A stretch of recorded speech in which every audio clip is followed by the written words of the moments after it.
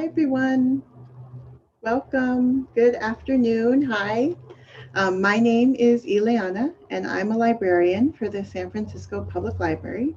We are so happy to have you with us today to celebrate Asian American Pacific Islander Heritage Month for youth and families with authors, creators, and artists Raf Salazar and Don Aguillo. Before we begin, I would like to acknowledge that I am here in San Francisco, California, on the unceded land of the Ramaytush Ohlone peoples. The Ramaytush Ohlone people still work, play, and live on these lands. To learn more about the land that you're on, please visit the link in the chat. This is part of our Asian American Pacific Islander program series in which we celebrate Asian American and Pacific Islander history, culture, and heritage, a celebration that we believe should take place not only during May, but year round. So thank you for joining us to continue understanding, respecting, and celebrating the diverse AAPI histories and cultures from San Francisco and beyond. Check out the AAPI webpage of San Francisco Public Library to see our upcoming virtual events, find great books by authors and illustrators, and more.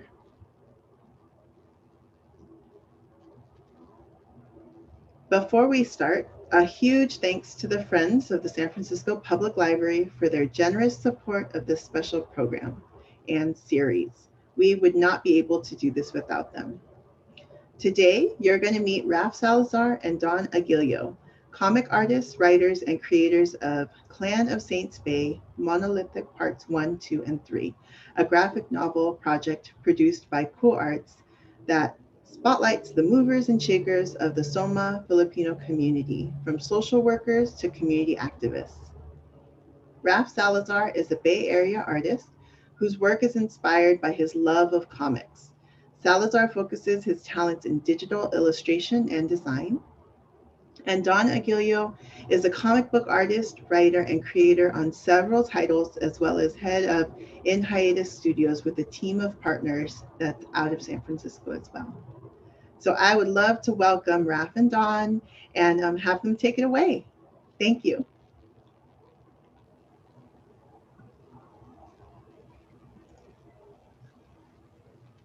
Hello, I'm Hey guys. Cool. Don, say hello. Hi guys. Okay. I'm Raf. Myself and Don, we're from the East Coast, and then we came over here to the Bay Area, and we both have a love for comic books. And he's the one who introduced me to this project, and I've had the pleasure of working with him. So yeah. Yeah, we're big geeks. We didn't grow up together in the same area, but we met through college. Some of our friends are actually in the chat right now. It's good to see everyone. It's pretty cool seeing you all populate the chat. But yeah, we were all big geeks growing up. We were big Marvel Comics people. We currently do freelance work on top of owning the shop, and that's where Raf is currently broadcasting from. If you could see. We're trying to rebuild the shop. You know, everyone's coming out of the pandemic. We're slowly creeping out of it and rebuilding our print shop in downtown San Francisco. And yeah, so we did this project with KULARTS through Alulia Panis, who commissioned us to take on a pretty monumental but very important and very doable project, something that was very near and dear to her, but she knew that she wanted to take on artists who can communicate it through their language. And our language was, of course, comics, not only growing up with it and being big fans of it, but also doing them professionally as well as, for fun. So with her guidance and mentoring, we did a series of comic works that took on or through a series of interviews with the heroes, the movers and shakers of the local SOMA Filipino district. The whole point of the project was to spotlight their important work as leaders in the community. And through the medium of storytelling of comics, we thought it would be an immediate way and an accessible and entertaining way to inform the public, as well as also show some of these people that we see them, that their work has weight and effect, And we wanted to not only celebrate that, but also inspire other people in the community to also take up the front lines of that important work. Quick shout out though to Abraham Ignacio at San Francisco Public Library. He was a huge advocate, not only for our work here with KULARTS, but along with anything we do. It seems like he's got his thumb on the pulse of whatever we're creating. So he's always in social media kind of shouting out to us too. Quick shout out to Digo, Raf's brother, who's also a big part of this project. He's actually still on the East Coast, but is definitely a big part of everything you will see here today. We already talked about KULARTS, but their entire stable of artists, both visual artists and performing artists, who contributed their talents to every stage of this project, including the performance they gave us during the launch of it at the public library last year. No, wow, nothing happened last year. Yeah, 2 years ago now. Wow.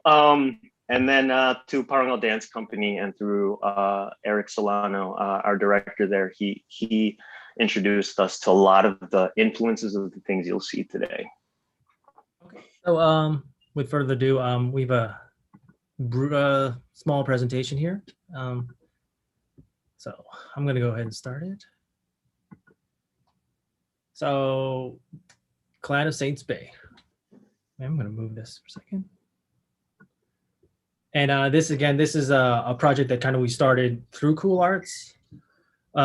They're the ones who came to us, and they kind of wanted to kind of tackle on something to show what the community was going through and how could we make that in a more digestible medium so people can understand what's going on, as well as give them a voice.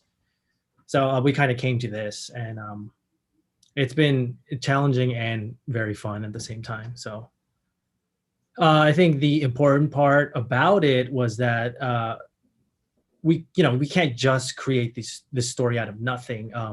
The big emphasis was to go into the community, meet these people, talk to them what was going on about the issue. The central conflict in Clan of Saints Bay is kind of this building that's coming in to kind of almost like push out the people in the community. So that was mirroring what was happening at the time. Mind you, this project started back in like 2017, and 2017. Yeah. So there's other things happening there. We kind of use that as a jumping off point to kind of tell this story and get the viewpoints and the perspectives of the people kind of in it. And that those became our characters, our protagonists that would become the vehicle to tell all of this. Yeah, and Raf was talking about how this project started in 2017, but what we quickly realized was that we are walking into a huge story that's been happening for a very long time. So with Alleluia's work and help, a lot of help and guidance, she directed us to the people, who the people were and what they contributed, and brought us into the conversation. We're not only transplants into their work, but we're transplants from the East Coast. So our perspective is really different too. We had to there was a tight or really sharp learning curve to what was going on here and how we can help communicate that. So this is kind of like a lot of our work with KULARTS and Clan specifically. It has been through like specifically not just the people, but the organizations within the SOMA district. And I think at the time it was still just the SOMA, but now it's SOMA Pilipinas. So a lot of changes happened during our process with these people. But yeah, a lot of cool people we met, like people at SOMCAN, Archipelago, the kids at West Bay, and the performers at Bindlestiff.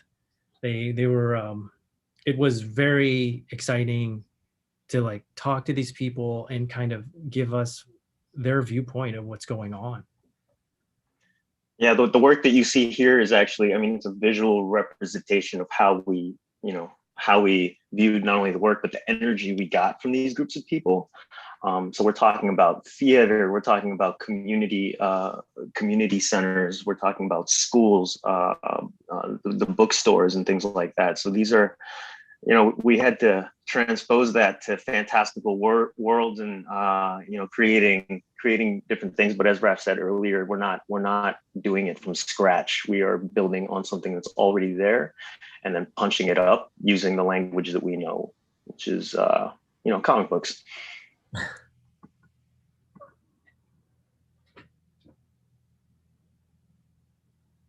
So, wow, it's weird seeing some of these, because these are like 3 years old. So Raf's showing kind of an evolution of what we've done. So some of the work here, and if some of your artists out there, you know what it's like looking at past work. You're like, oh wow, that's not how I do it now. But it's kind of a nostalgia, just kind of looking at it and being like, this is where we started. So the way it began was Raf was in charge of starting to build the world, and I was doing the promotional illustrations, like the posters, what you would think of as movie posters for this world, as it was being created. So there's a lot of figuring out. There's a lot of back and forth between the two of us about, okay, what costumes and where would they be, and it was highly based on San Francisco. So you'll see a lot of elements in here. For example, the Muni bus. For those of you who are in San Francisco, you can see it in the back there behind where the guy's hanging. That's one of our community leaders, Ray, with his dog. But yeah, you'll see some elements here that kind of poke or that kind of reference San Francisco, but the world is based on San Francisco. It's not actually San Francisco. Yeah. So while Don was actually doing those illustrations as we were building this world, the first task of this project was for me was the storytelling. And again, comics was like the fastest way to kind of get this out there to people. So here it's kind of just like I thought it'd be kind of cool to like animate some of the panels, give you an idea of the comic and the story and the pacing and how we kind of work here. And then that's basically, this is a following page, but so just telling their story, there's also this understanding as a comic creator to like understand panels and movement. And when you're doing that, you can understand like how to control the time. I thought it'd be kind of cool to show. So like, like a longer panel, there's more time given to it. And moment to moment, you want to like shorter panels, but here, and the bigger panels, the more, especially right here, the bottom one where there's not even a border around it, is to kind of open it up and give it that time to breathe and that almost kind of like pause moment. So this is something that I think Don and myself, since we love comic books and we've done our time drawing and working with it, that we could use this as a great storytelling technique and medium. Next one, yeah. So this is my pages, but again, so in terms of the actual comic, so Don and myself, we kind of eventually took on, because we have very varying art styles. Mine's a little simpler, more stylized, and then Don's is very painterly. And eventually the project itself kind of grew to the point where we could start telling more stories, and then we kind of helm different stories. And with each story, I'm going to just show you. Stay here though. Oh, I'm sorry. No, it's cool. What I did want to say about that last page before he moved on, because I knew he was going to do that.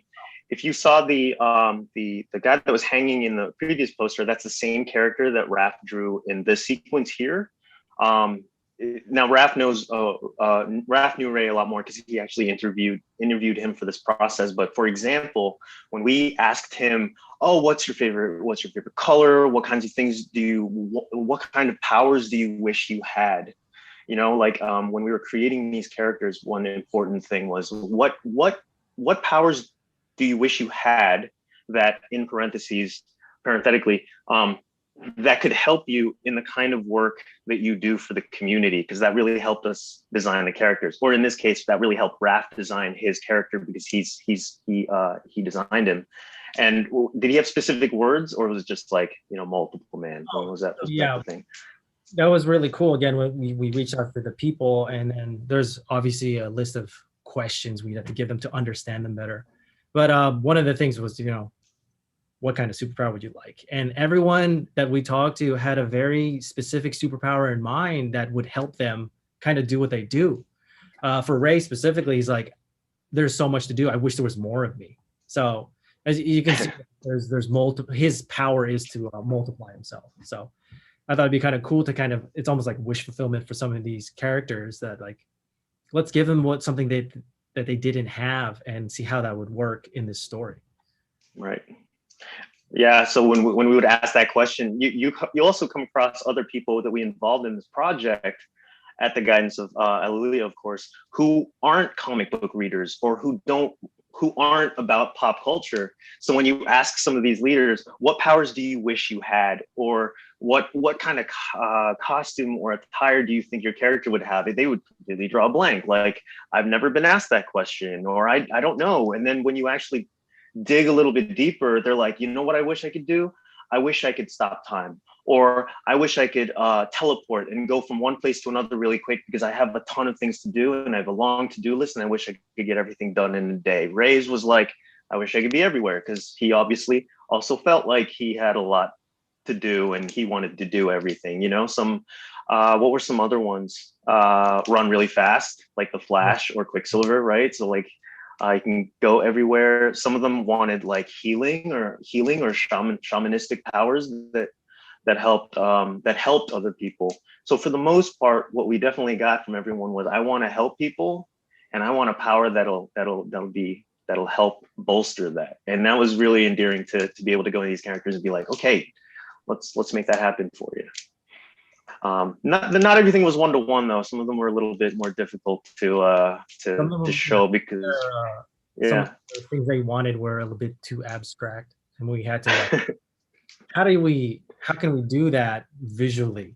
So yeah, visually, which is always the plight of the artist, right? It's like, how do I make that cool? As superficial as that can sound, it still should resonate visually on the page. So that was another big challenge.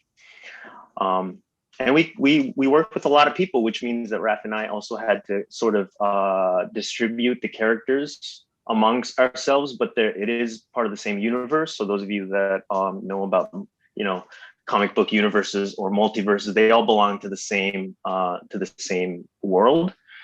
So there's some crossovers between our two books. This is my style, so you can already tell there's a difference. I was a painter first. I mean, I drew with pencil, but I was trained in paint.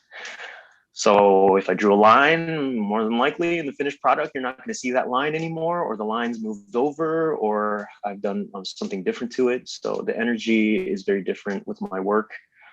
And I think in terms of comics, I started drawing them much later in the game than Raf and Aguillo did. I mean, they have a long-running web comic called Regrettable that's it's still online now, right? No, man. No? Oh, I'm gonna plug it anyway. It's long-running, and it is amazing, and I learned a lot from seeing that, because these guys were regimental. They did it every week for how many years? I don't know. Too long. It was like, well, some of us want it back, but yeah, they had a lot of practice in storytelling and pacing and things like that. So there was a lot to learn. I think it was a sharper curve for me to figure that out, and to also research like the old comic books and go back into my childhood a little bit. But for mine, my characters were focused a little bit more on the older folks that we talked to at the BEC, at the Bayanihan. Those who felt, part of the more aged community, who felt a little marginalized and overlooked in terms of what the city was doing. And we spoke to a bunch of them during one of their community programs. And it was really eye-opening to see what kinds of things, really irked them and really had them concerned about, the present and the future, and what's happening in the city.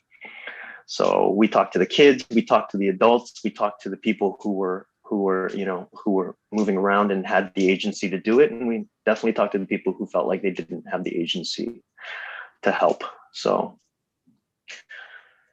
Okay. Boom.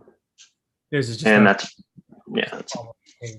So to kind of give you an idea of, for the animation aspect, I wanted to show you that how panel can, you can create the pacing through your panels, and that's kind of why I think comics is great. And then here's kind of like it visualized as an actual page. Yeah, a lot's going on. Mind you, most big houses, comic houses, it's like, you know, like 3 to 5 people deep working on a comic. You know, you got your penciler, you got your inker, you got your typesetter, you got someone trying to do the writing as well. But Don and myself kind of, you know, helming our own projects solo. And the only people we could talk to is ourselves, basically, about like how to. And yeah, ourselves and each other. We do have our own corners, which is great. But it's also nice to only have to go through one other person to be like, hey, what do you think about this? Because you know that there's a quick back and forth, and then we get back into our corners to get work done when we need to. Okay. But yeah, that's my style, and still evolving. Ooh, this is more Don stuff. Yeah, so let's see here. The Loba is the wolf. She's kind of the villain in the piece that I was working on for this world. There's, you know, I wanted to incorporate some elements here from Philippine attire. Some things that I brought in were the how the malong is worn around the waist, and then some of the jangai at the hands. But I actually did it really loosely because I wanted to actually create something a little more streamlined for this character. So she was kind of the villain for my piece. And then after this, I have some of the characters who were the protagonists for my book. And some of the influences for the characters for our books are not one-to-one. Like we did talk to a person and then we said, okay, elements of that might fit into this character, but we'll also take elements from this other person. So for example, the character on the right is based on one of the leaders of Cultivate Labs. Her name is Gina Rosales. So she has this beautiful purple streak in her hair, but she's also really a big leader right now with that group and everything that they're doing.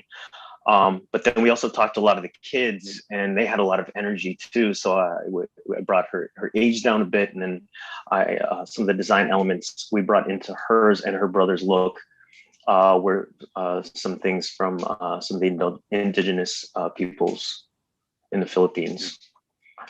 A lot of the character design, again, is informed by Raf and my membership with the Parangal Dance Company. So when we would think about how to design these characters, we would immediately think about, you know, how things are worn. You know, like we're really interested in how things are draped, how things function, how things look. The silhouette of a character is really important, but also, you know, if you've looked at our pages, there's a lot of movement and action. So does that cloak make sense there? Are they going to be able to see where they're going? Do they have mobility? Like all those come into play. And when you're talking about some of the attire, they're not meant to be worn on someone who's maybe throwing themselves off the side of a building to save someone, right? So we've had to adapt a lot of the elements that we've borrowed or from some of these looks, and we wanted to stay as loose as possible because we wanted to, you know, stay responsible with bringing in some of those elements.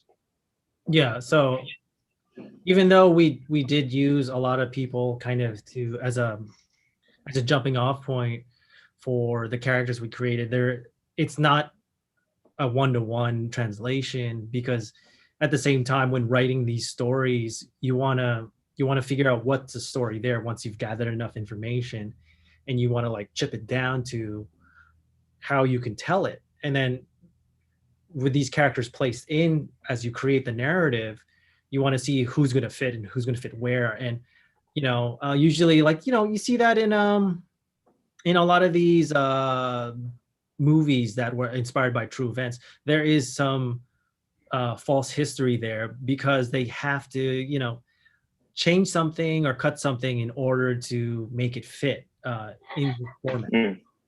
But at the same time, we tried to make sure that the essence of what we were doing was still there. Like, even though we were borrowing design elements and attire from like indigenous people from the Philippines, we can't completely say that that's like what someone from that region would wear in this situation. We just kind of like, how could we apply that to this character, basically?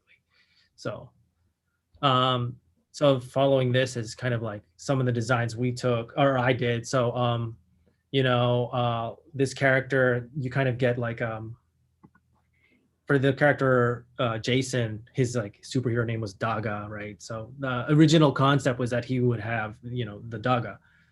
I wanted to like bring forth some Filipino weaponry, and then his whole design's kind of like inspired by indigenous design. But and then on the character on the right, so he was someone we interviewed. He's Joseph, and he's not.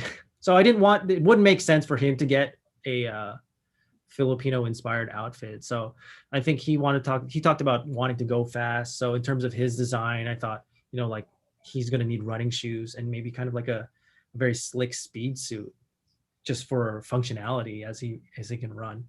And in terms of concealment for his identity, I think goggles was great. And then like a mask, like the respirator that most like athletes wear when they're like training. So I thought that would be kind of great way to showcase that, he can run fast, but he does have limitations. He still, he needs proper ventilation. And then another character we had here was Zora. This is based on like Angelica from Som Can. This was kind of interesting. So I think Don initially designed her, and when I was going to use her as a character, I kind of wanted to take her back before she got her full suit. So I thought of an in-between suit where something more makeshift, more something I could take out of my closet and become a superhero, very street level. Like, I need to do this now. And again, she's very inspired by, like, she has the malong. I figured a moto jacket would probably be good in terms of combat. There's some element of armor there, but it's still kind of flexible. But on the right is kind of closer to what Don had originally designed. So I was like I worked backwards from that. Yeah, for some of the specifics here, for example, the Tauso people, if those of you that dance or know of that group of people, you'll see some elements here that are obviously are a nod to those to that attire. We do have a question here from a Lily. How many outfit designs do you usually go through before deciding on the final version? I'll let you answer that one. I mean, it depends from character to character. Okay, so like for Clan specifically, again, since we were working with KULARTS, there is a moment where we have to pitch what we're going to try to do through them to see if it works, if it fits, if it makes sense. So there were designs where I was like, oh, I think this looks really cool. And then, we would get back like, it's not like Filipino enough, if that make, in the sense that, is it really showcasing those design elements? Otherwise, it just kind of looks like just a very generic superhero. Mm-hmm. Even though like I liked it, it doesn't, which is good because you need someone to edit you, someone to make you better, because sometimes we're blinded by our own biases. So. Yeah, absolutely. The whole dialogue about appropriation and of responsible responsible presentation of cultural elements that are not yours or not a part of your past was a huge part of this component. It was a big learning curve with Alleluia giving us feedback on the kinds of choices we were making visually with the characters. She was very supportive of it, and just the fact that she pointed us in the right direction and gave us that kind of feedback to challenge our decisions actually made us more confident in them as we approached the final designs. But yeah, it was really fun actually to watch Raf's stuff come in, because he goes through a lot of iterations. He's very big with that, and sometimes I'm like, oh, I like that earlier one, and he's like, this is the one I came up with, or it's fun back and forth looking at these characters as they're being developed. I think just like in general, it's just fun to like draw different outfits. It's like playing with dolls, I guess. Action figures.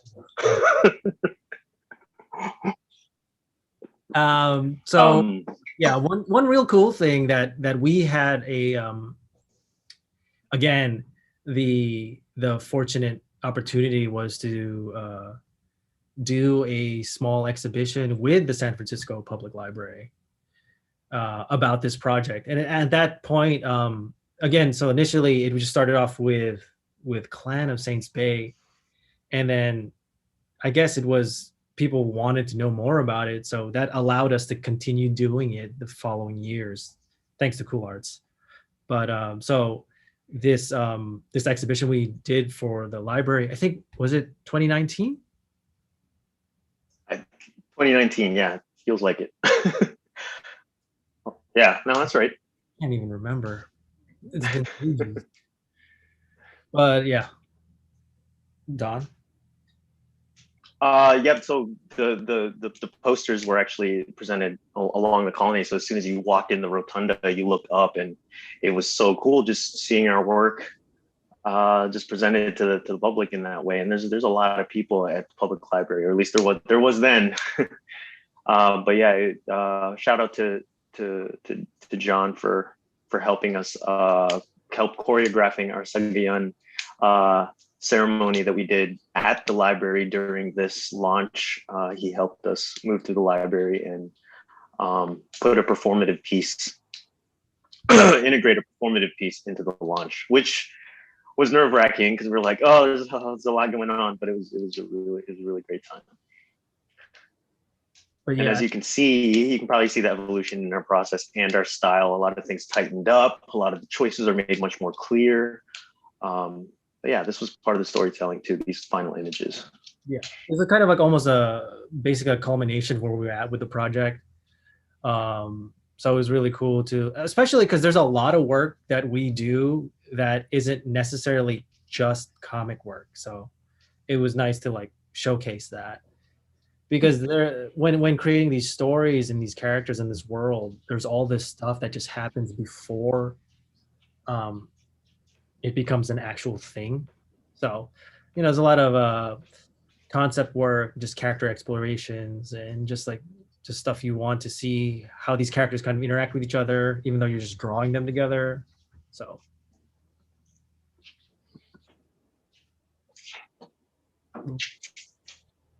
And this piece? Yeah, it was. Sorry, it was cool presenting these pieces also at the night market at the Mint. That was, or no, the first round of posters that you saw before. This is the second round. The first round we presented at the Mint, and that was the first time we got to engage with the public in a really big way with them, and just watching people look at them and be like, "Hey, look, there's so and so," and "Hey, that's so and so," and just hearing them recognize these people that we, that are the people that we base these characters on, but in such a different light was a really beautiful thing. And that was one of the major goals for this project, was to have people see themselves through these images, through these characters. Yeah, I think that, again, that's like basically the core reason why we did this was, yeah, like it's fantastical. It's a comic book, but at the same time, it's coming from people's experiences, and a community that I'm happy that I can say I'm a part of now, as coming from the East Coast. So, and just to like let how welcoming they were when just like telling us what was going on or explaining to us why this issue is important was really something. And I think it allowed us, like, this is as artists is probably the thing we can contribute to help with their cause. Mhm. Kind of give them that platform. But hopefully people Yeah. are enjoying.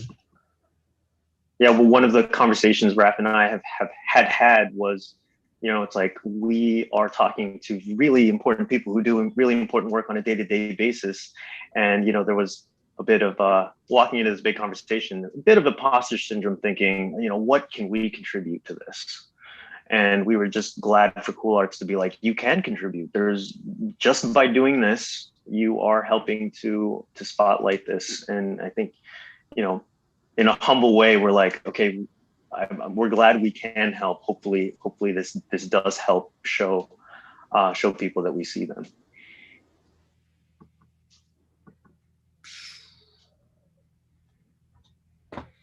So yeah, again, so like for this one, I just wanted to like showcase like these are all their likenesses. These are people we've talked to, and it's just fun to look back and see everyone that we have interviewed and that wanted to participate, and kind of like how they gave us these stories that for us to tell in our way so that other people can partake in it or be aware of it.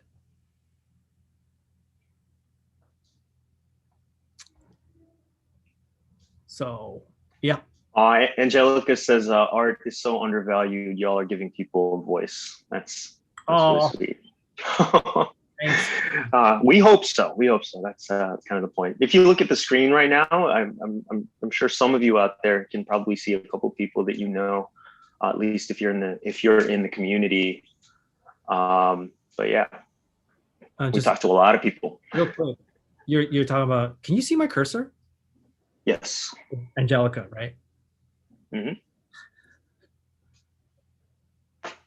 Is she here? Well, yeah, she's right here, man. She's next to Glenn. Oh, okay. Oh, I was talking about Angelica DeWitt. Oh, different Angelica. Okay. Yeah. Oh, yeah. Like, no. Yeah. Okay. Yeah, yeah. All right. I thought. Okay, that's cool. Thanks, Angelica. Anyway, yeah, that's been the project. That's been it so far, and I would say if you guys are interested or would like to read it, I think KULARTS has it available online on their website. At least Clan of Saint Spay, but there are spin-off titles, like the project we worked on preceding after this was the Isugid Pinoy stories, which was kind of an anthology of different other stories, kind of still loosely tied to the Clan of Saint Spay universe, which is pretty cool.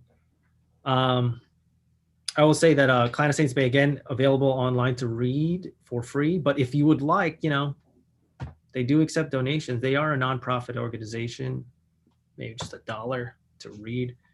And there is still one, if you guys are interested, there is still one more story that has yet to be released that's currently not available. Hopefully we will see that in the near future.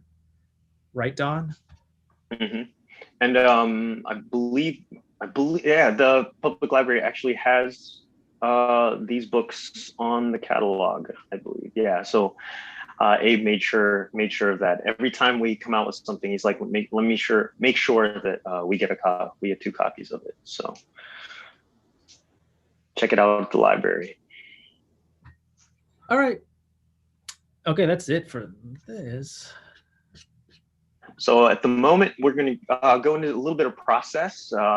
So Raf is going to screen share, and we're going to take a look at his process as he's doing it, which is personally exciting for me because we don't often get to look over each other's shoulder while we're doing what we do, because we're so in our corners all the time. But actually, Don, go ahead.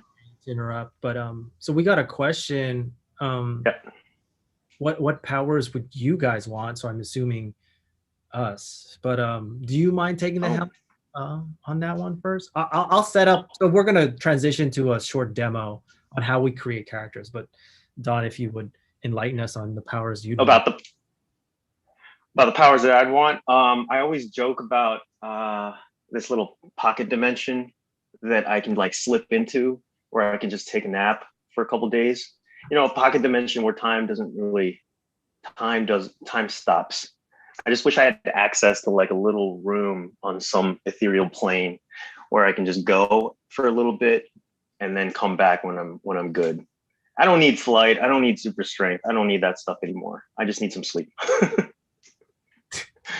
Or some place to draw for a couple hours. That'd be really good. So like kind of like a pocket dimension. That's cool. Exactly. Without having to worry about like email accounts and having to, you know, do email for 4 hours.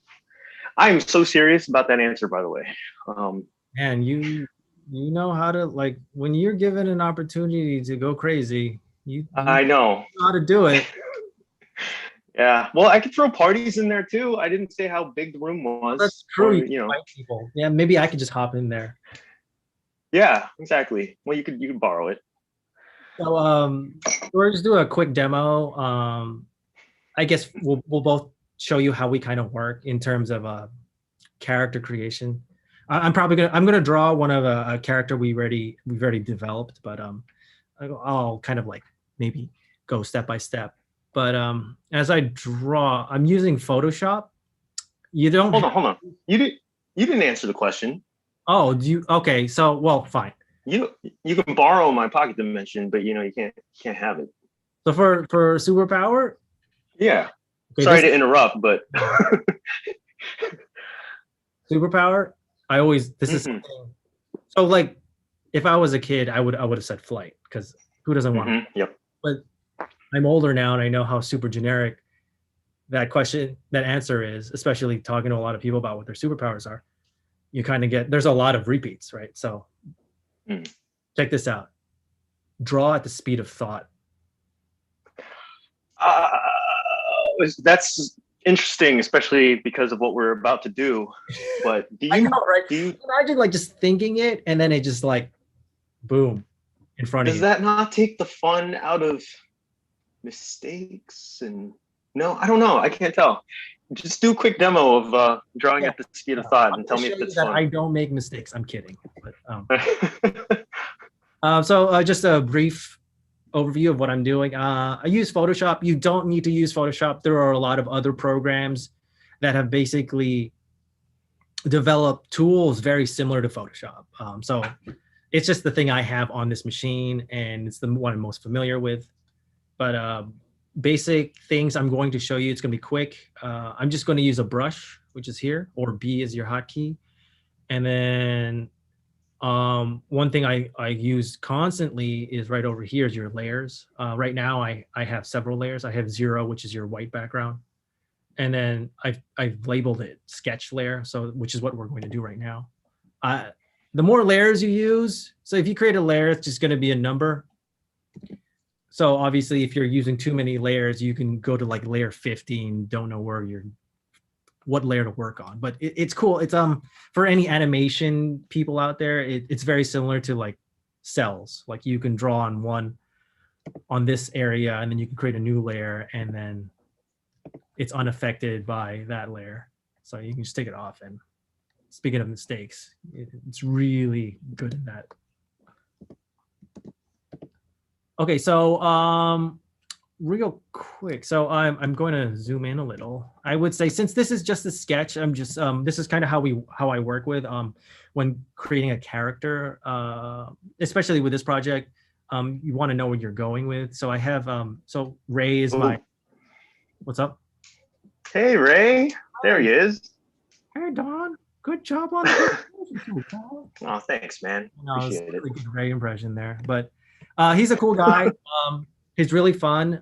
He works with kids at SOMCAN, but at the same time, like on the front lines, he's very serious and he knows what he's talking about. So I like that, like cool guy, fun, but serious when he needs to be. And one thing I could say when meeting these people, a lot of them, I guess for some reason they're very iconic to begin with. So in terms of trying to translate them into like a comic book form or mythologizing them superheroes wasn't too difficult, because there's this sense of like you already know where to go with these characters.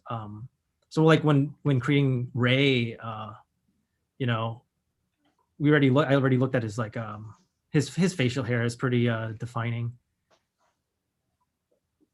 right? But and it's cool. Oh yeah. You don't start with the facial hair to like anchor that in? No, not yet. But generally, when I start, a couple of things I keep in mind, especially with character design, is you want to think of like silhouette and color, like where you're going to take for this. And it's one of the questions we did ask our participants was like, you know, what's your favorite color? And usually it's red for some reason. Filipinos love red. I don't know why. I mean, I love red. But yeah, so right. you want to be as loose as possible when character designing. Right now, I'm just gonna lay down like a basic pose, or his basically like structure of his character, and it's very loose right now. So you're doing not action. You're doing right costume design. I'm just gonna do his character design, like how we kind of came up to it. So usually with this, for example, for like Ray, did you have your notes out or? I did. Initially, I would refer to, well, at this stage, no, it's just like building the body in which to like.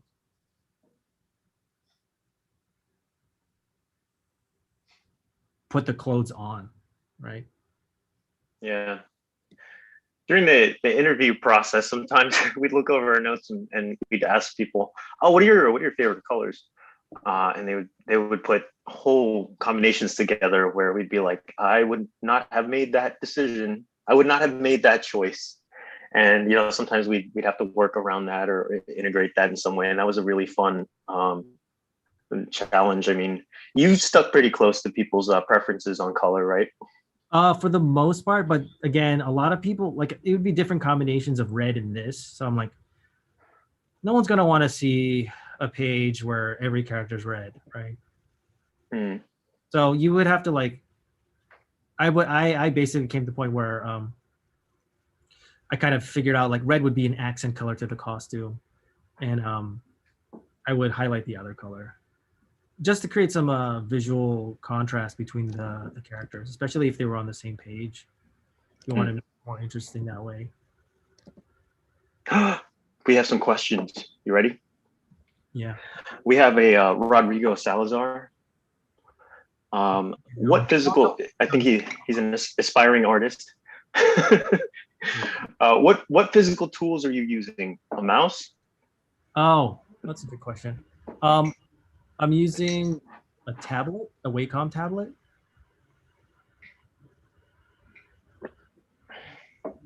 So with these tablets, your particular peripheral, for those artists out there, you're doing the look on screen, draw on separate peripheral, right?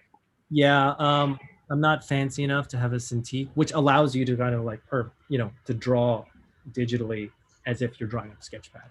So I would say with a Wacom tablet that I'm using, there is a learning curve to it. You have to develop that motor skill of not looking down while you're drawing and kind of understanding how your cursor is moving on screen. That goes with Angelica's next question. How hard was it for y'all to transition to a digital medium? And when did that happen for you? I don't actually know that answer. Oh, well, it happened to be in like high school, when tablets started being a thing. Oh, you did it as early as high school, like sophomore year, senior year? Because I didn't touch a tablet until 2005. Yeah, like I wasn't really into tablets. There was still a part of me, this stupid pride, where I was like, I want to keep drawing with a mouse. Oh, oh man. That There are people that do that. yeah. Well, not yeah, exactly, and I respect those people a lot. So that's why I was like, I'm going to continue to draw with a mouse. But eventually, I think in college, because I actually got my first tablet, and I think you could also even rent it through the lab. I remember talking to one of my classmates because they were like, "How'd you do that?" I was like, "Did it with a mouse for one of my first pieces in college." I was like, "Why did you do that? You could have done that with a tablet, like half the speed." And I was like, and I didn't. He made me feel very stupid for doing that. I was like, nah, I can go. You stuck to your guns. Yeah, but then as soon as you start the tablet, you're like, holy crap, I can. It's so much easier. But Did you tell them that? oh, of course, I'm Oh, of course not. not gonna be like, hey man, you were right. No, I'm kidding. But okay, so I've laid down basically his structure of his body. What I'm gonna do is set in the opacity. I'm gonna make it transparent or less opaque. I'm going to add a new layer. And this is me dressing the character. Um, again, so I was like, well, what Filipino, like what indigenous culture in the Philippines could we pull from to help me, to inspire me or to like pull from like ideas on how to dress this character? For Ray's character, his name is Red Legion, the superhero. So his main inspiration was like the Kalinga people of the Philippines. And I have a reference photo for Kalinga people. Don, have you seen this one? It's pretty good. It's really good. Which one? This is my reference photo for Kalinga. Oh, wow. Wow, that was a long time ago too.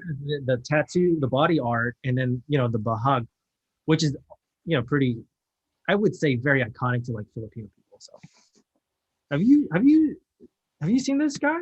It's pretty cool. Oh my I wish I knew him. There were better models that day. What are you talking about? I just did a Google search of Kalinga people, and that's what I got. Oh, that's funny. Why didn't you show yours? So I didn't do enough push-ups that day. Well, it's there on the internet.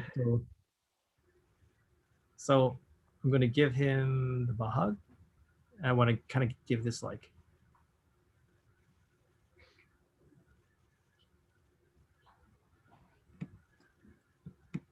and then they usually have this like idea was like the vest, but I thought like let's give like a little bit of a shoulder pad to it.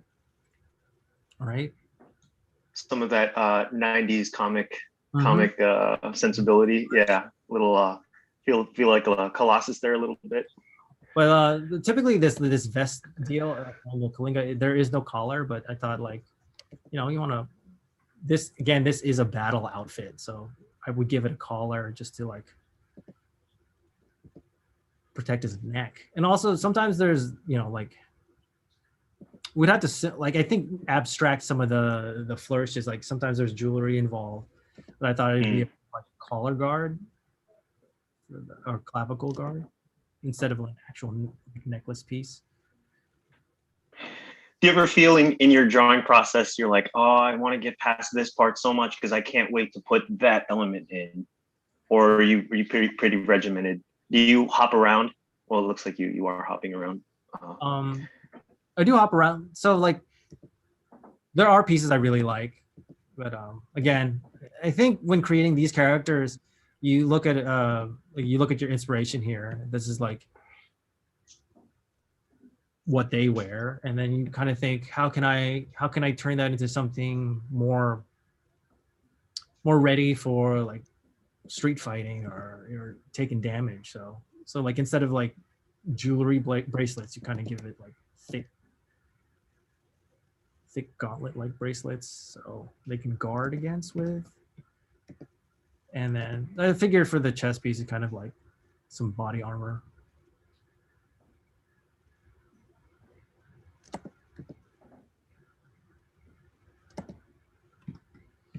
And And then for this, Yes.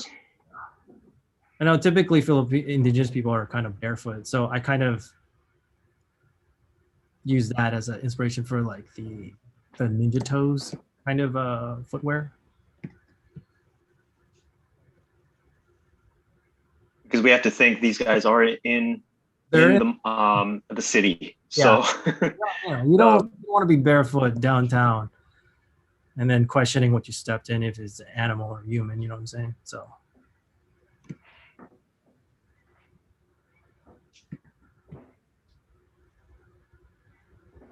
that initial sketch is basically informing where I can put everything. That's pretty much cool. So yeah, your process is very silhouette based. Like I would have worked on the head quite a bit more already at this point.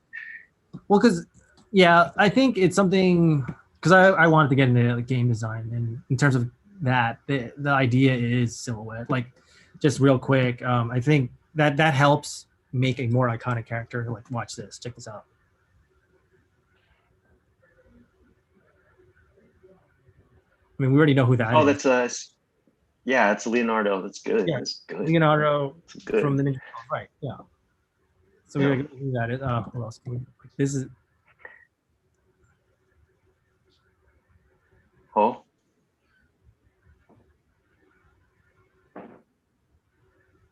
Okay. This is. Oh, okay. Mickey Mouse. Got it. Yep. Yep. Okay. But so for his design, I wanted the like the headband, the I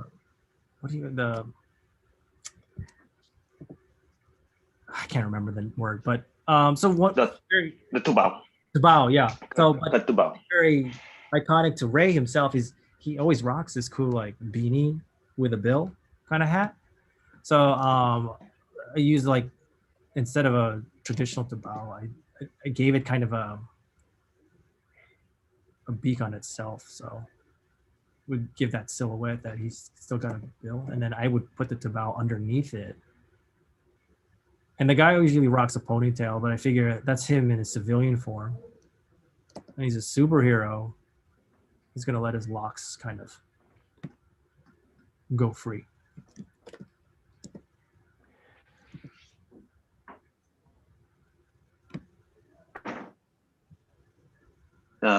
The signature, the hair.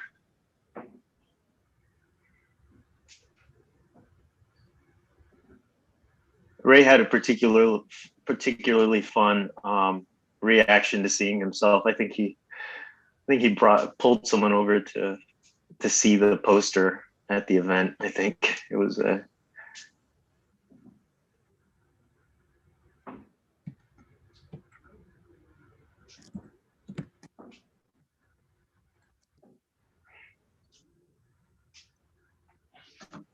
Yeah, in terms of character design, it's usually for me it's usually this loose, since I'm just trying to understand where I want to take it at the moment.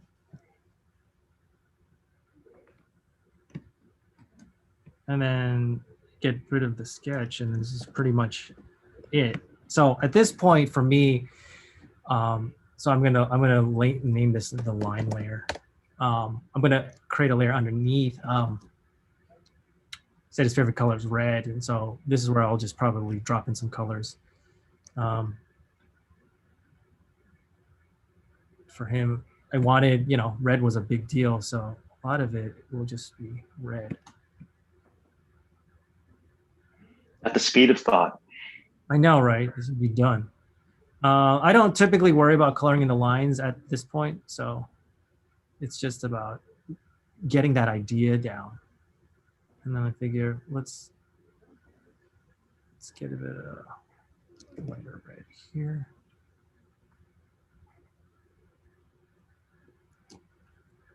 And then watch this. I'm just gonna color grab his skin.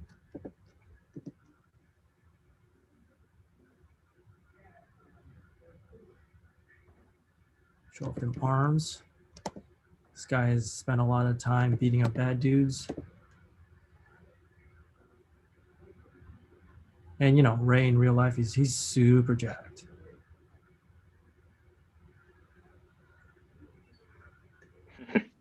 I know again, like his favorite color was red. I needed something kind of to like punch it up a little. So think of other colors that could work with him. For his body armor, I was thinking kind of, again, pretty standard, like this dark color to kind of suggest like a leather almost.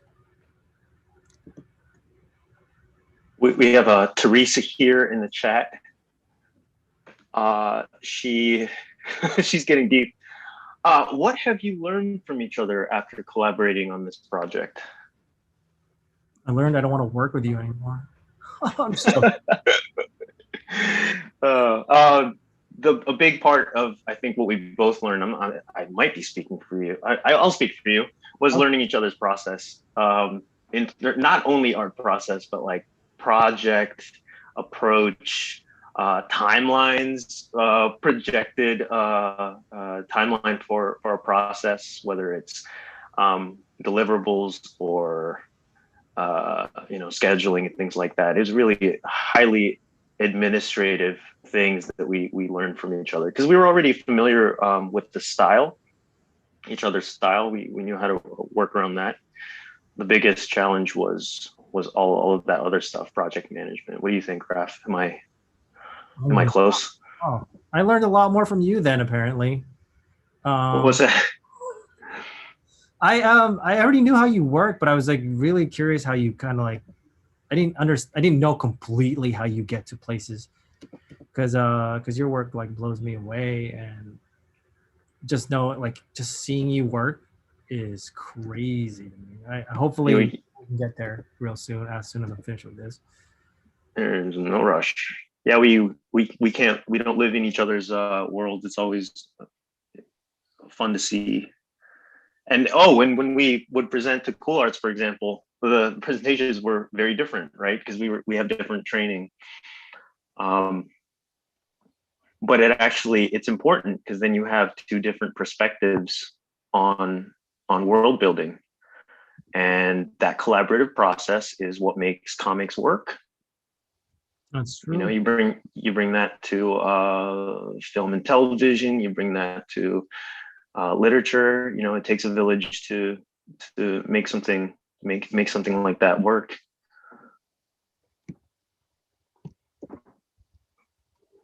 Right, Digo? What I'm doing. So like one of the cool things about his powers, even though it's something they requested kind of to like multiply themselves, it was still our job to like figure out the mechanisms in which their powers work. In our world, it's not like we had mutants born with an X gene. So for me, I thought it would be cool that by introducing like these tattoo designs that the Kalingas have, was kind of like this mystical power that was the source of his ability to multiply. And just taking some of these elements where, again, these are abstract. You can't go one-to-one, because otherwise, because you're drawing this characters like 100 times on a page. So there's like a moment where you have to be like, how can I design them? Oh yeah, that was another big thing. Taking or interpreting a design of a character that Raf drew, right? And then like putting it on this page and turning them around and being like, oh, what does that angle look like on a design that didn't necessarily address every single square inch of that attire. So sometimes we'd have to just kind of interpolate or extrapolate, or whichever one of those would apply in this case. We'd have to guess what's happening, and just in broad strokes, just suggest how the character looks in movement, or how the fabric looks in movement. I think, yeah, basically there's like, the hardest part was like, what did you intend? Like, I guess for me, I'm not rendering everything to a degree where it's necessarily as easily discernible what kind of material it would be. But one thing I really like doing with these characters is kind of giving a turnaround. So when Don does use these characters I've designed, that you can have a better understanding what it looks like in different angles, instead of kind of filling in the gaps himself. And see, that's part of the craft that I'm still working on right here is character turnarounds, because it's not a part of my training. And usually my training was like nude figure, like we just did hundreds and hundreds of hours of that. So like character design or costume design was something that kind of gravitated towards, because it was a new frontier for me.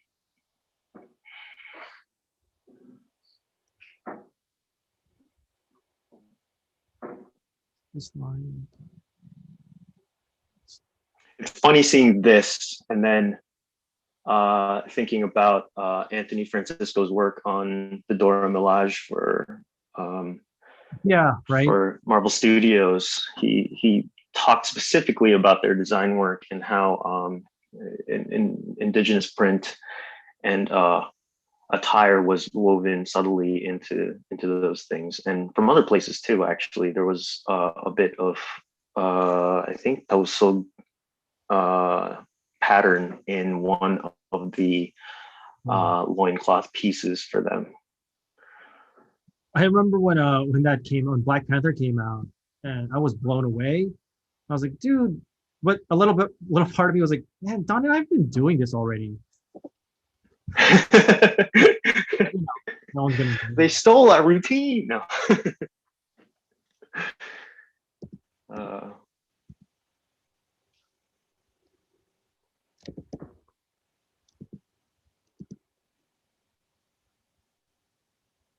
But yeah, we've had a tremendous amount of support on that front, and agency on that front to go ahead and spotlight the elements we feel would help the project. So we're always open to feedback about, oh, was that handled correctly? It's an ever evolving conversation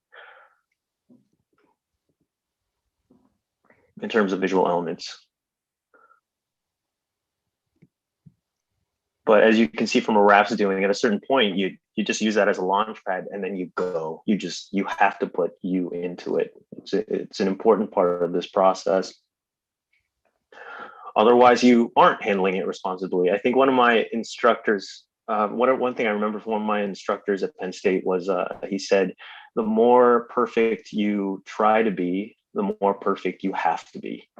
And that kind of galvanized my approach to anything in the art world. I was like, okay, well, if you want to get that figure right and you're trying to do it photo real, or if you're trying to hit that design pattern right, you're trying to incorporate that, you have to go by exactly what you see. And unless that's the mission, then there's no message behind it. There's no substance. So if you don't infuse it with yourself, or if you're not honest about why you're creating that, then what's the purpose? Yeah. Well, speaking of purpose, I think this is the most purposeful my artwork's ever been. Nice. Wow. Speed of thought, huh? You think really slow now. So you're telling me if that came out at the speed of thought, you'd be like, yes. You didn't like relish in the process?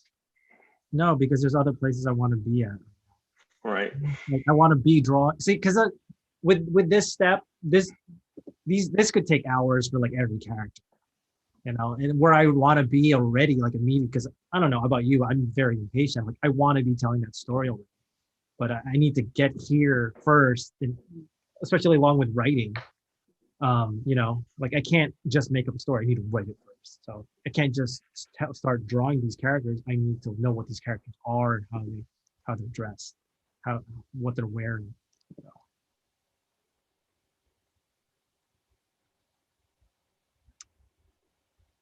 Nice. Anyway, that is a rough design on our man Ray here.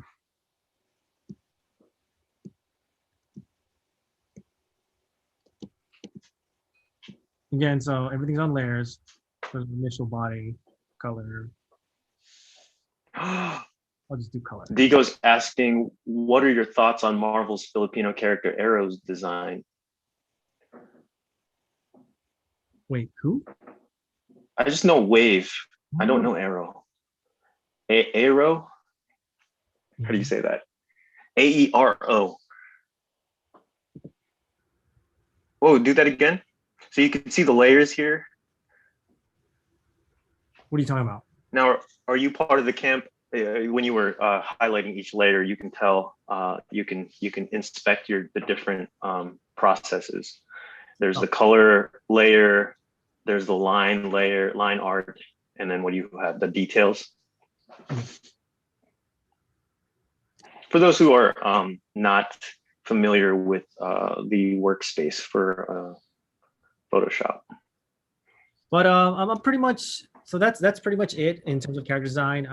There is, for me, the next step is kind of like moving this character or characters I'm working on, kind of like see how, maybe figure out this is just like just to get an initial feeling, but maybe I will just continue doodling, just like maybe a better pose or not, to kind of convey him better.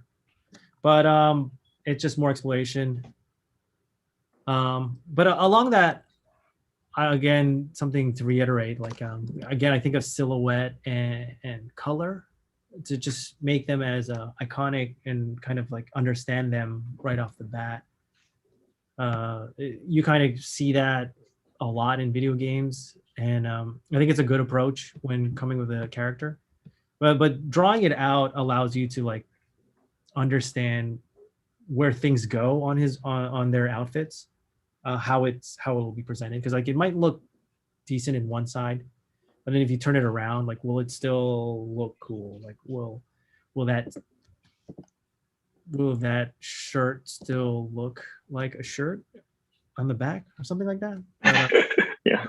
How does it connect? How does it drape? How does it wrap? Yeah. Like sometimes I have problems with X-Men designs, but whatever.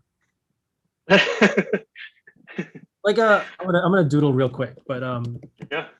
there was a Beast design. I'm gonna doodle there. Where he doesn't wear much. Oh, I think I know the one you're talking about.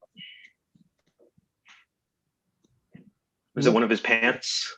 Yeah, but like it was like he had like an X design on his chest, right? But it was all blue.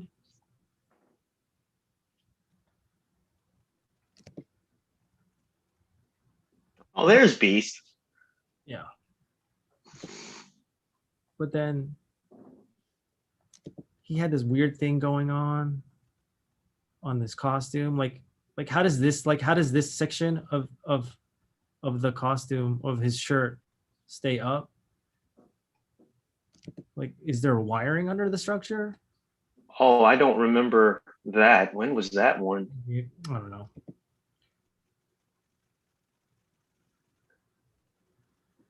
But yeah. I mean, there's other characters like Emma Frost outfits that don't make any sense. Oh, well, Emma Frost's outfits are amazing. But yeah, I think in terms of making an iconic design, you want to keep it as streamlined, as simplified as possible. I think one of the best examples that I don't know how you could recreate this was like Ryu from Street Fighter, like white torn up gi. And you can't, because if you see a character now just rocking no shirt with a white torn up gi, everyone's gonna think Street Fighter. You can't beat how it's true. How like immediate that design is. But yeah. Anyway, I'm just gonna save that, and I'm going to stop sharing. I hope you guys enjoyed that. Absolutely. Digo just said, Wave. How do you feel about Wave's design? It's got peaks and valleys.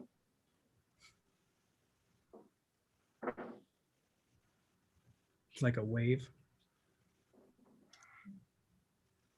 I think I like Wave's design, but I think there's some elements I would strip away from it because I don't like her. I think her gauntlets are too difficult to draw over and over. And I think I wish her like her tiara, her headpiece was a bit simpler too.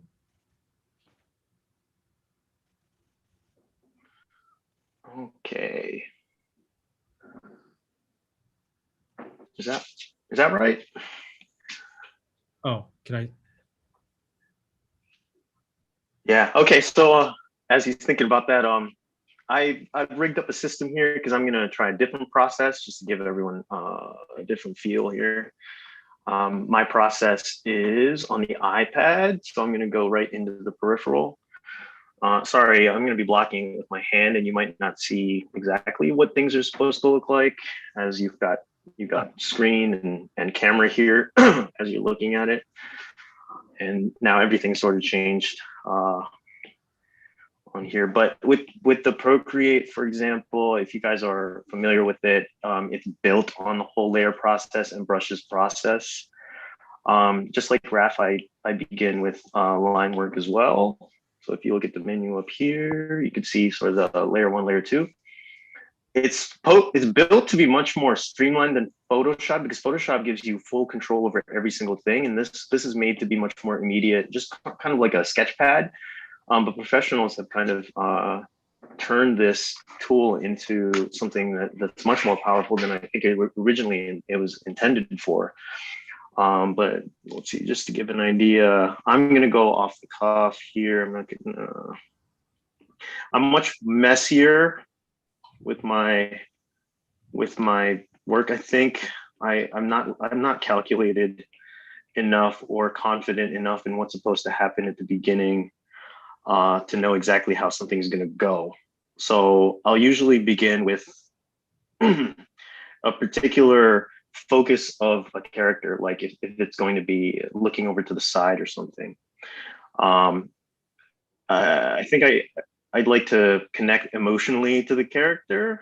Maybe I'm speaking too meta here, but I'll go by gesture.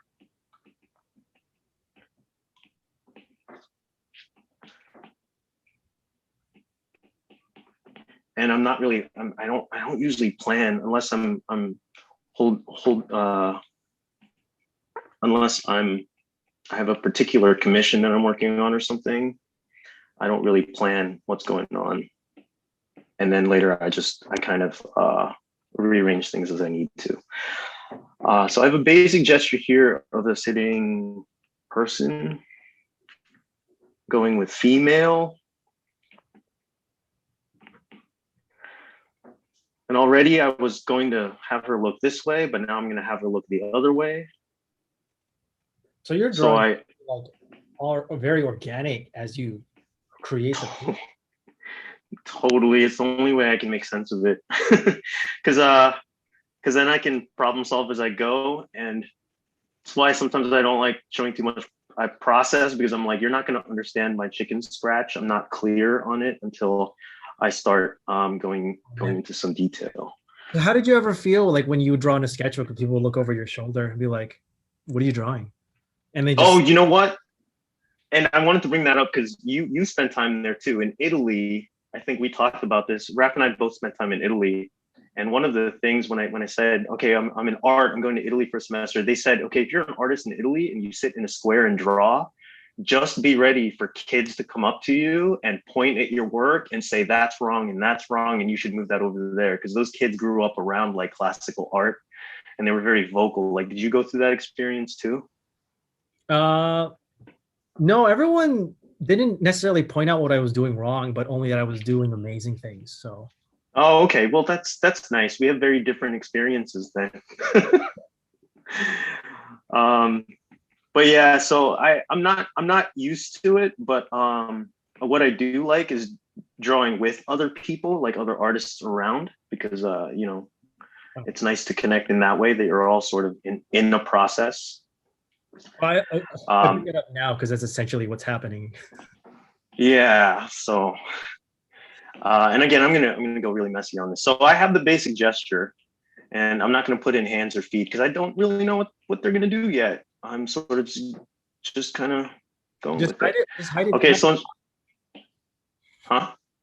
Oh yeah, just kind of put a blob in there, things sticking out. Yeah. So one thing that immediately I noticed was different in our two processes. I'm going to go through a separate layer here as I go into color, more closer to the beginning.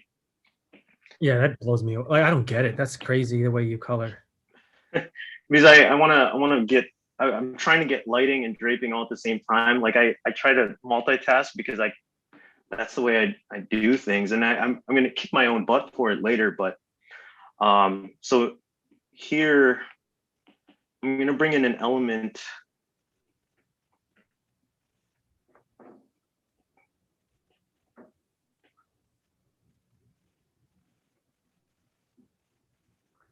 that is worn. Oh, cool. So there's this cloak that's worn where it's open at the top here, an indigenous attire. And I always like that silhouette. And it's much more stylized here, but and then the cloak is kind of rounded at the front and then drapes around and then wraps around. So it's with clothing, I like to be expressive with drapes and stuff. If you see my work, I've gotten some feedback on. They're like, oh, that's too much draping, but I'm like, I like the drama of it, so I'm going to keep doing it. So I'll immediately go into that, and this is when I play around with, okay, so how is for example the expression.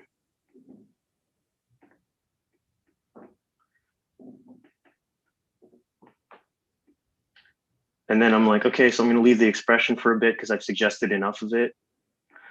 So immediately I'm going to go into maybe hair. And I'm going to borrow a little bit from the Dugso. They've got this beautiful headpiece that's worn, that sits at the tip of the bun in the back.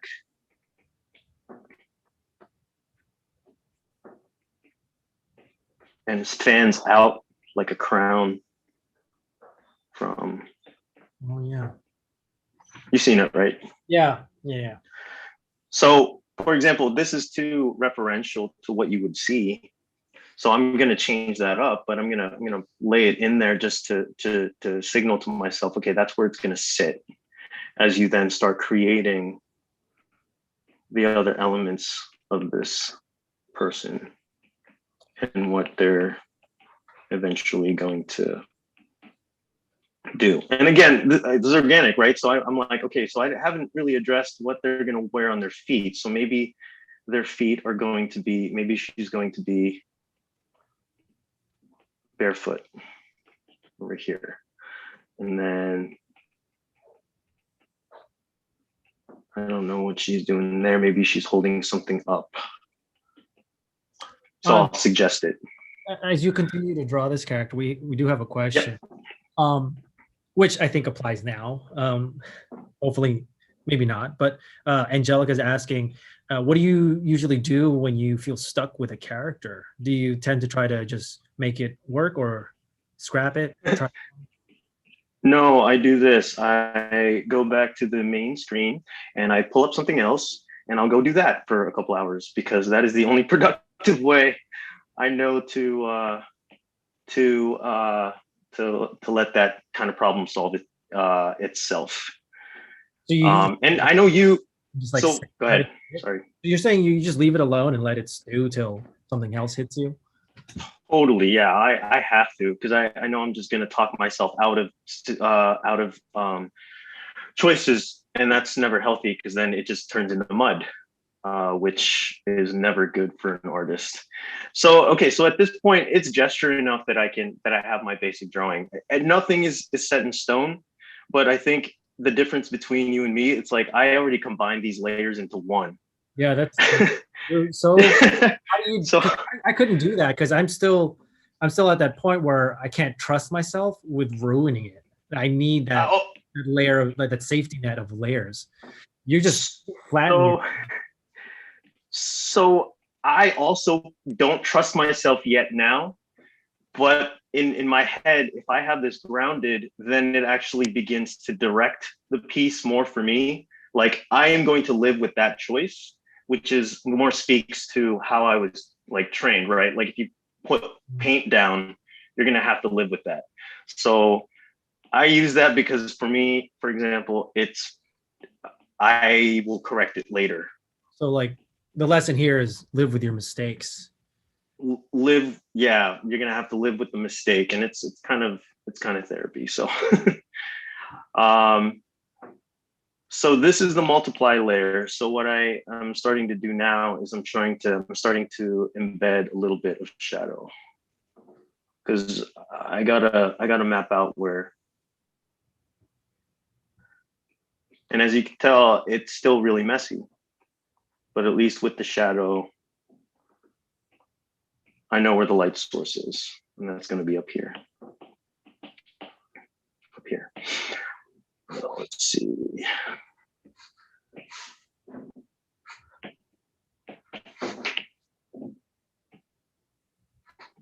This is going to be confounding to a bunch of people, but sometimes I'll bring in some temperature.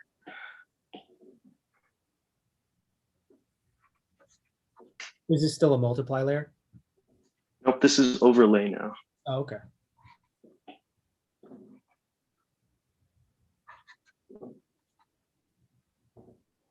So like I'll make a certain area hot to then suggest light source or even shape. Because for me, I'm like, okay, if I'm not going to make a choice in terms of line, I'll make a choice in terms of shape, suggesting the area around it, the negative space. And then I'll do the scary part, which is going in with solid paint. And this is where, for example, if I was going to work on this section right here,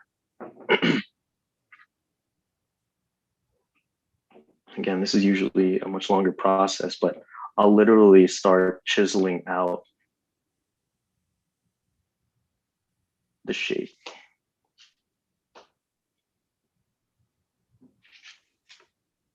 Did you ever sculpt, Don? Because this is like you know where you kind of one piece, did the whole chopping away at something. Yeah, no, well, I do custom action figures, but you know, That's sculpting. I don't know. I guess that's sculpting, yeah, but like classical sculpting, no, not so much, right? So here, since I don't have a plan for this, and this is definitely some play, this is where I get to be like, okay, I wonder what that will look like. So I start to create. I'm trying to create a shape that's a little more specific for this up here.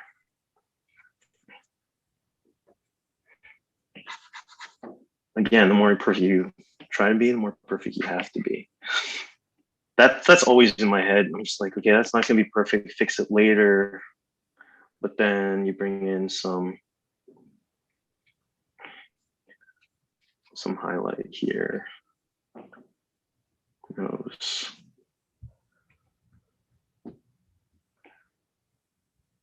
The thing is, Raf, do you always work the same way, like same process, or do you try different things? You try a different process, like, okay, I'm gonna work in just color first, like flats, and then try to build in a line. Yeah, I did that in school. Because you had to for an assignment. Well, no, well, yeah, actually, but you know, I was curious, but, I know that's given now, like where time is such a commodity, like something we need to be aware of. I can't do that because for me, it's too much. Yeah. It's too much experimentation to know the project won't be done in time. That's the hardest part about, I guess, being an adult doing art. You can't, it's hard to justify those moments where you allow yourself to explore something different and something new, Right. versus something that you can do and can do within the time constraints given to you. But yeah, like even now when you're working, I already in my head I'm like, that's a finished piece. But you're probably not even. Yeah, no, I haven't even gotten to like what I really want to do with it, but for example, like it gets to be fun after the, like that's what I want to do. I just want to go in and begin some different shapes. Okay, maybe that won't work, maybe that won't work, and then eventually I was going to go in and Oh, that's cool. Put in different glamours and things like that. And again, once that part's done, that I have these shapes down, and we're getting on time here, I will sometimes I will flatten everything you see here and tell myself, okay, now live with that. That's crazy. But knowing full well, I will go in and I have to tell myself, you still have full control.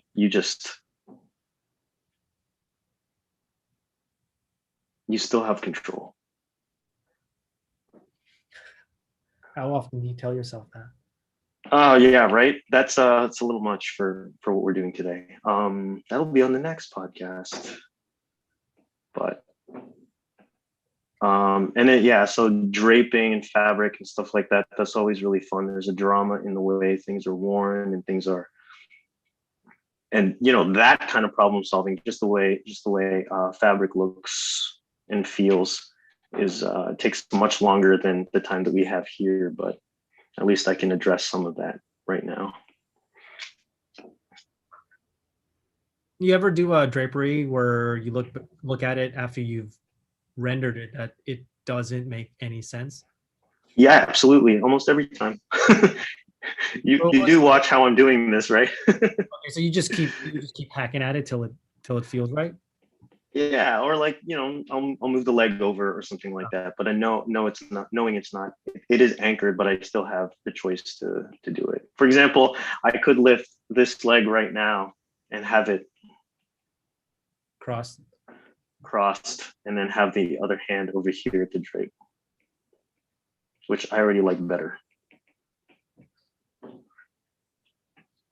But it took a long time to get here with it, but I'm like, this is actually the faster method than to go in as calculated as I used to, and having to live with it that way. But yeah, hopefully you get to see a little bit of what I was intending. I don't know. Maybe immediately. I don't know what she's looking at, but she certainly is interested. And I always like the idea of the long hair of the traditional Filipino. Long hair. Maybe to the floor. What's your storytelling like when you're drawing? Do you tell yourself story like, oh, well, obviously we were given stories for a lot of our characters, but in terms of like doing a character exploration, I want to draw them in a situation or posed in a way that would make sense. Like if the character is cocky, kind of have very like a chin up, looking down kind of feel. Oh, the posturing and yeah. So that's kind of what that's in terms of that, like the design, like character designing, is just playing around with the attitude of the character that I want to come through. Got it.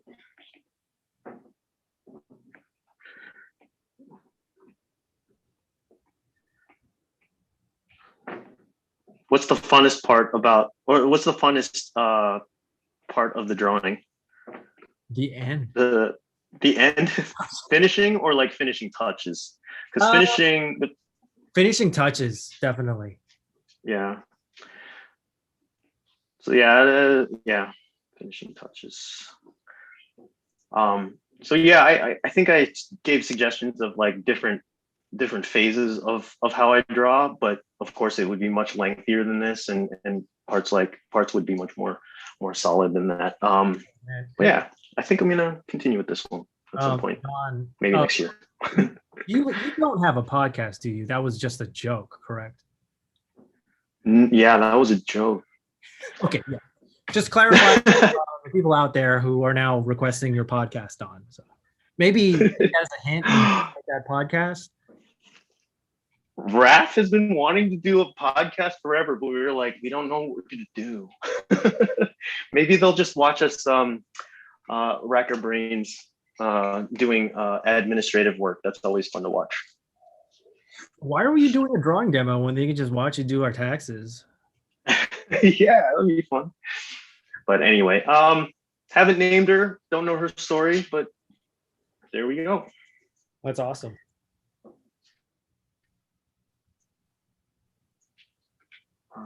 Let's see here. I'm gonna switch back. I guess it's has it been Q&A time technically? I think so.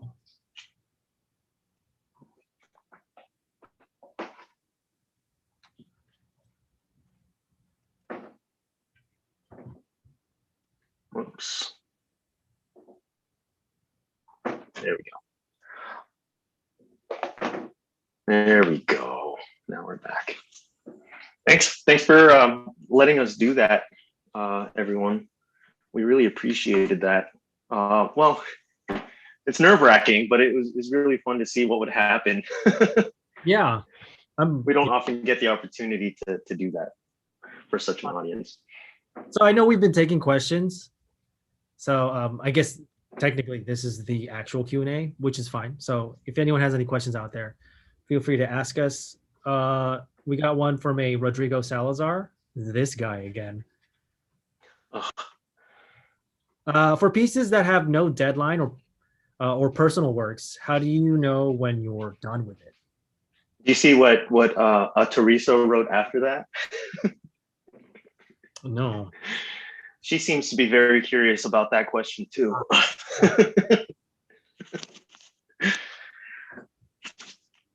Well, you want to answer it?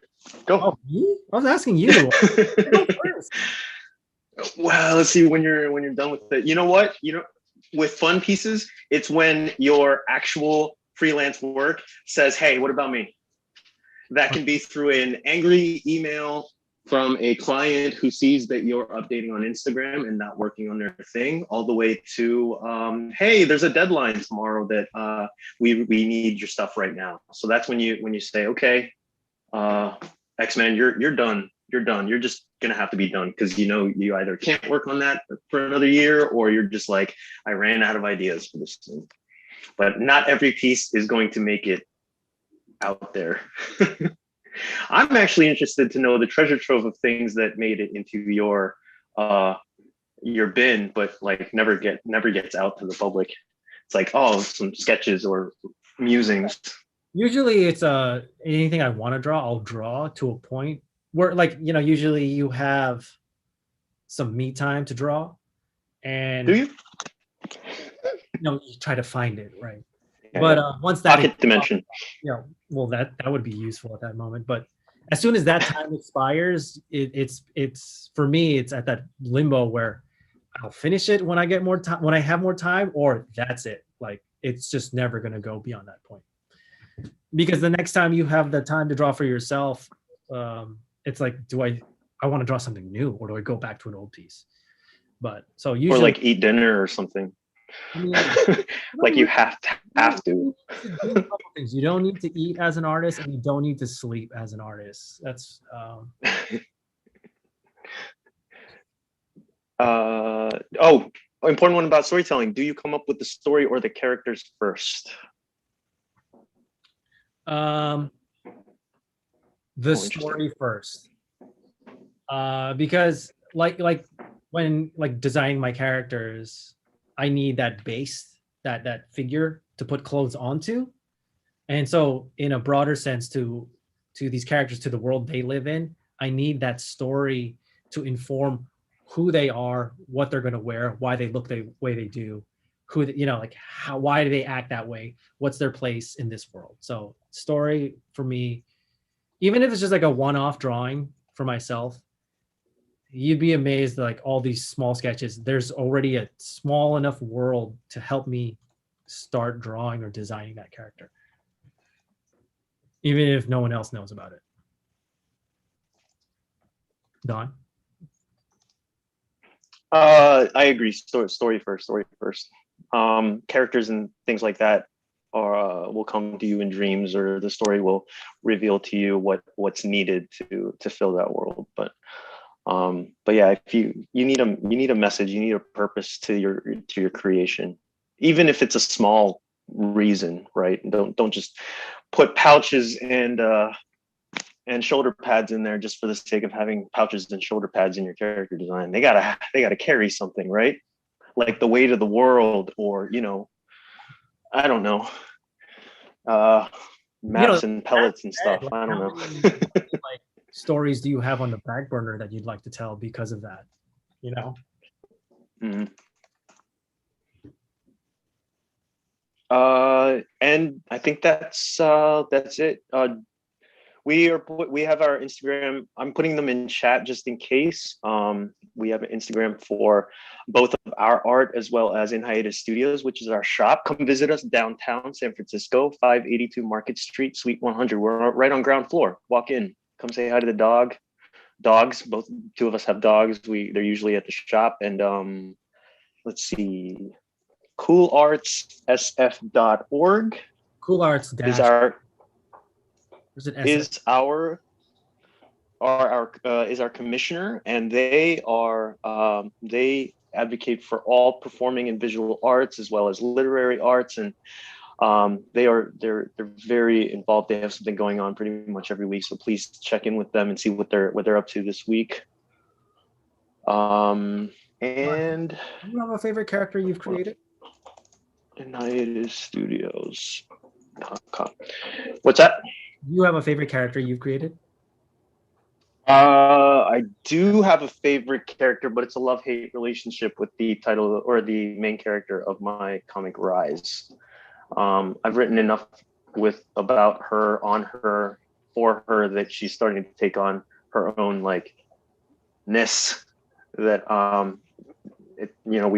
have conversations with her when I'm writing or drawing her. So yeah, that's my favorite. She's a good mirror on my craft and my personality. And how about you? Me? I don't think I have a favorite character. Oh, we got to wrap up. Okay. All right. Thanks, everyone. This was a blessing. Thank you so much for having us. Thank you to SF Public Library for having us. You all have just fans and stands and everything.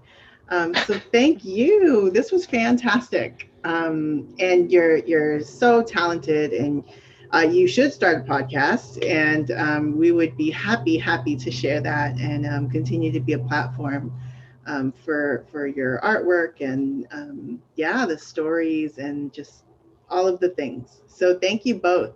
Any final words of anything? Whether or not you're an artist, go create something. Keep creating. Come visit us. We're vaccinated. It's okay. Yes, totally vaccinated. If you are an artist or you're aspiring to be an artist, and you're always worried about not being an artist, just keep drawing. That's all I'd say. Just carry a sketchbook. Even if you don't do digital, just keep drawing. Wonderful. So thank you, viewers out there, for keeping those questions rolling and staying engaged. And this was a pleasure just to be a part of this. So if you love today's program, you can check out our calendar for future virtual AAPI events. This will also be available on YouTube. So share that with other folks. And that's all. So we hope you take good care of yourselves. Stay safe, and we hope to see you all again soon. That's it. Thanks, everyone. Bye.